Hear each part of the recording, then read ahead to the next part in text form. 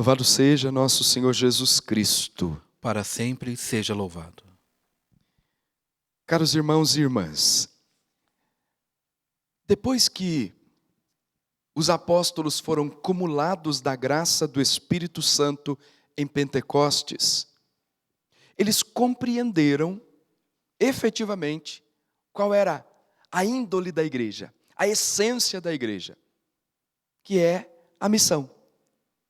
Descerá sobre vós o Espírito Santo e sereis minhas testemunhas em Jerusalém, na Judéia, na Samaria e até os confins da terra.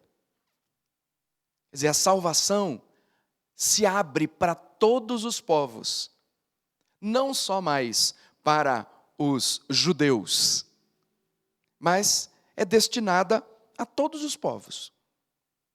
Há uma missão muito específica de Pedro, uma missão muito específica de Paulo. No entanto, o objetivo é um só. É verdade que, quando chega no capítulo 15 dos Atos dos Apóstolos, há uma pergunta: como é que se vai anunciar o evangelho para os pagãos e para os judeus? Anuncia-se para os pagãos da mesma forma que estava sendo anunciada para os judeus, que vinham de uma tradição judaica? Como é que faz? Impõe isso sobre os pagãos? Vão discutir isso depois no capítulo 15, que é chamado de o Grande Concílio de Jerusalém, e chegam a um consenso, uma linha pastoral que faz com que eles compreendam que o mais importante é anunciar o Evangelho de nosso Senhor Jesus Cristo, para que por meio do Evangelho as pessoas aderissem à fé e fossem então salvas. Mas o fato é que o mais importante era a missão. O Evangelho diz o seguinte: não se perturbe, nem se intimide o vosso coração. Na medida em que eles se deixavam conduzir pelo Espírito Santo, eles não ficavam intimidados de forma alguma, nem mesmo diante das maiores perseguições. Nada intimidava os apóstolos.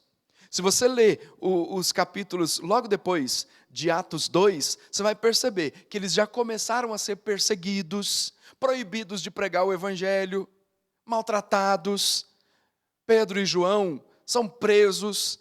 No entanto, nada intimidava esses homens. Mais tarde acontece a mesma coisa com Paulo e Barnabé. Também são intimidados, mas eles não se deixam intimidar. São ameaçados, mas eles não cedem às ameaças. Eles se deixam conduzir pelo Espírito Santo e essa palavra vai se cumprindo na vida deles. Eles não se intimidam porque a força que está neles é maior do que qualquer outra força.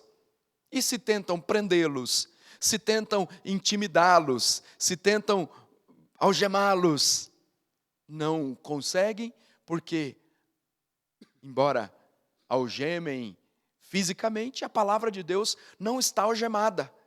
E o evangelho continua sendo pregado e Deus vai arrumando todas as estratégias necessárias para que essa palavra seja anunciada. Porque o mais importante na vida da igreja é o anúncio do evangelho, é a evangelização, a missão. E a gente vai aprendendo isso dia após dia com os relatos dos Atos dos Apóstolos.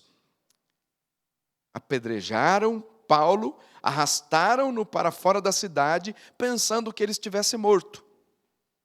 Mas enquanto os discípulos o rodeavam, Paulo levantou-se e entrou na cidade.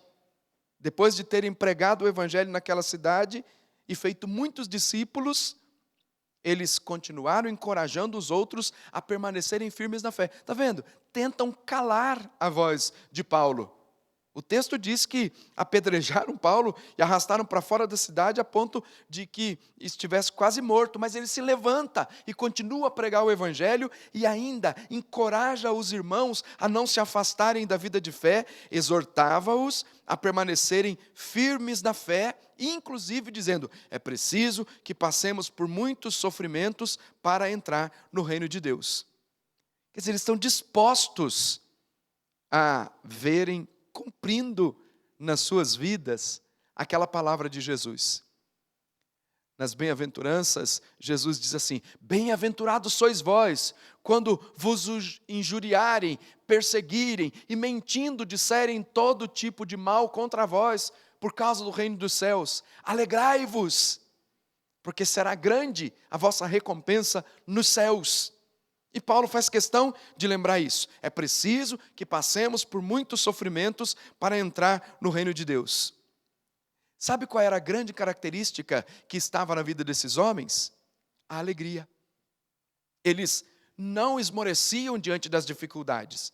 As dificuldades apareciam, eles enfrentavam as dificuldades, submetendo toda a vida ao domínio do Espírito Santo, deixando que o Espírito Santo os conduzisse inteiramente. Então não desanimavam e eram capazes até, depois de serem apedrejados, depois de serem maltratados, de ainda encorajar os outros. Eles não desistiam nunca, porque um cristão, um homem que é conduzido pelo Espírito Santo, não desiste nunca. Essa palavra é para você. Talvez você esteja se lamentando porque não pode ir à igreja neste tempo. Talvez você esteja já sentindo dificuldade até de dizer, olha, já faz tanto tempo que nós estamos só acompanhando pela TV, na minha comunidade não tem presença física. Tem muita gente que acaba reclamando e desanimando com isso. Deixa o Espírito Santo conduzir a sua vida e você vai tirar um grande proveito dessa história que nós estamos vivendo agora. Um testemunho de uma igreja doméstica que era como surgiu aqui os primeiros cristãos. Começaram pelas casas.